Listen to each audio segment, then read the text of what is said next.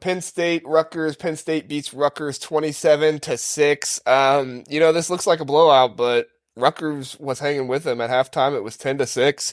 I know people are making their jokes about Rutgers can't score a touchdown, and I get that. Penn State has a really good defense, though, guys. Let's make sure we acknowledge that with them as well. But Drew Allar, he left the game in the third quarter.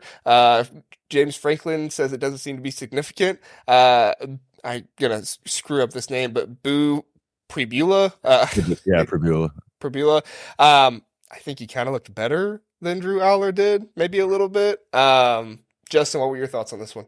Yeah, this very much reminded me game script wise of the Rutgers Michigan game where it was really close at half and then just the wheels kind of fell off in the second half. Like you said, Allar went out, Pribula came in, and after that they just kind of established a run game, and that carried them all the way to the win.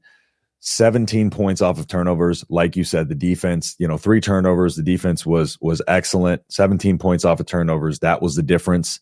And fun fact, that puts them at a 17-game win streak versus Rutgers, which is crazy. Wow. But yeah, Penn State, quarterback wise, Allar's been very efficient this year, but he has its moments where he just doesn't look good. So it's they're going to need to improve that, and if Pribula is better, they need to assess that quickly because it's a very short sample size, and he did have the run game to help him out. So I would assume, of course they're going right back to Drew Allar, but that I don't know if I have a Penn State. My buddy's a Penn State fan. I don't know if he's necessarily that confident in Allar from the sounds of it. So, but yeah, defensively they're going to be hard to beat just because they're stout for sure.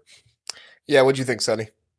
I think Allar's just going through growing pains. I know he came in with super high expectations, but I think just seeing Ohio State and Michigan kind of, it was one of those shock and awe type of things. He just wasn't ready for the moment. That doesn't speak for him next year or the year after that. I'm going to be careful about what I say about Rutgers because I know that's the unofficial team of the Big Ten Huddle from the first half of the year. Yeah. But for me, I just think once they got that bowl eligibility, they weren't going to win the division. So a lot of what they were playing for is not really there anymore. So they're always going to be competitive. Greg Schiano's doing a wonderful job with that program, and they're already exceeding the expectations that a lot of people had for them.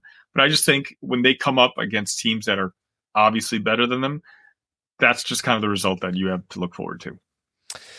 Yeah, and I think, one thing that's not being talked about a lot in this Rutgers game is just the stretch that Rutgers has gone on, right? I mean, you had Ohio State, you had Iowa, now you get Penn State. They're just on a really, really hard stretch here. And I applaud them for coming out and being close to Penn State 10-6. But in that second half, Rutgers is not a team with a lot of depth. No. Right? We talk about Michigan, going through a hard stretch and then playing Ohio State. I mean, Rutgers on this hard stretch. Like I said, Ohio State, Iowa, Penn State, and the lack of depth that they have to be able to do what they need to do to win these games. And the way they play, too, it's just you're not going to win that way if you don't have depth and you don't have another option, right? I mean, Kyle Monangai, the dude has been, just basically ridden the entire season by this Rutgers team. I mean, he is the offense in a lot of ways. Gavin Wimsatt and his rushing too, but primarily a lot of it is built off Kyle Monangai and this offensive line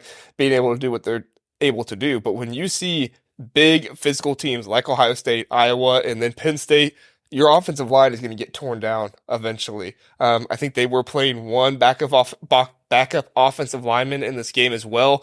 So that's really, really hard. I'm not trying to make an apology here for Rutgers, but I just feel like this was not a friendly stretch of the season for them. Mm-mm. And I don't know if I see them beating Maryland this weekend. That's interesting because it's just all dependent on what dang Maryland team comes out. Yeah. If they play like they did this week, continue that, they're going to win. But that Maryland before, Rutgers defense is still very physical. So if Maryland's playing like they were that 5-game stretch, it's gonna be ugly for them. So that'll be a very interesting game for that dynamic for sure. Yeah.